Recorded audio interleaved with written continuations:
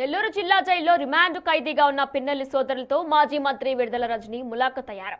పిన్నెల్లి సోదరులపై అక్రమ కేసులు బనాయించి జైల్లో పెట్టారని, బెయిల్ పిటిషన్ వేసిన పోలీసులు అడ్డుకున్నారని, గత 20 నెలలుగా వైసీపీ మాజీ మంత్రులు కార్యకర్తలపై అక్రమ కేసులు పెడుతున్నారు.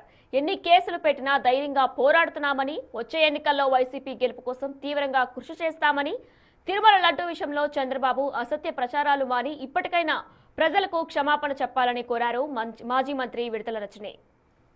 విధంగా వైఎస్ఆర్ కాంగ్రెస్ పార్టీకి సంబంధించినటువంటి ఎక్స్ మినిస్టర్స్ ని ఏ విధంగా ఇబ్బంది పెడుతున్నారనేది రాష్ట్రం మొత్తం కూడా చూస్తుంది. అలాగే నా మీద వెంకటేశ్వర స్వామి గుడికి వెళ్ళి పూజలు నిర్వహించి బయటికి వస్తే నా మీద దాడి చేసేటువంటి ప్రయత్నం, కారు మీద దాడి చేసేటువంటి ప్రయత్నం, తిరిగి మళ్ళా గుడికి వచ్చినందుకు నా మీద, మా కార్యకర్తల మీద కేసు కట్టారు. మేము గుడికి వెళ్ళడం చేసిన తప్ప అని అడుగుతా ఉన్నాను. గుడికి వెళ్ళకూడదా?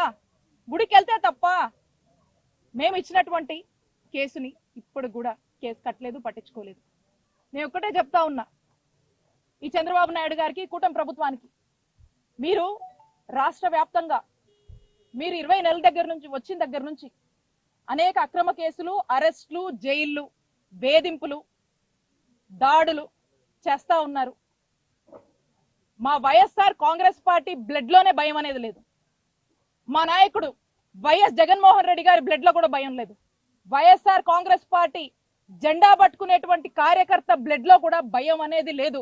మేము చెప్తా ఉన్నాం, మీరు మమ్మల్ని ఎంత అణచివేసినా, ఎంత అనగదొక్కినా, సముద్ర కెరటాల్లాగా లేసి మళ్ళీ మిమ్మల్ని ఓడించేందుకు వైఎస్ఆర్ కాంగ్రెస్ పార్టీ మరింత బలపడుతూ బలంగా పనిచేస్తుందని చెప్పి ఈ కూటమి ప్రభుత్వాన్ని హెచ్చరిస్తున్నాము.